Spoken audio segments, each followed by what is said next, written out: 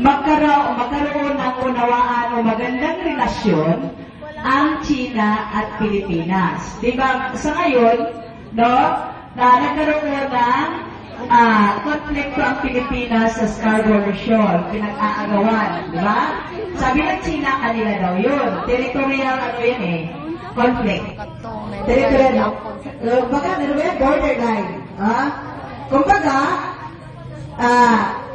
dito yung China, ito yung Pilipinas. Yung nasa gitna pinag-aagawan. Diba?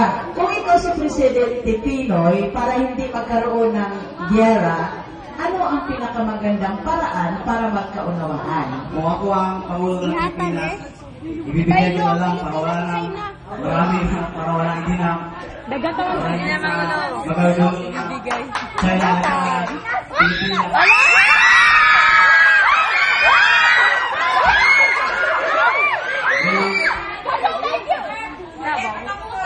Ayaw sa pagbuo.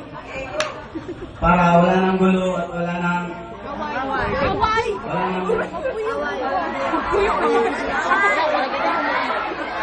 mawapaya mga taong inosente at para malinis na pag-awalan ng mga China at Pilipinas para peaceful ng lahat. That's all. Thank you.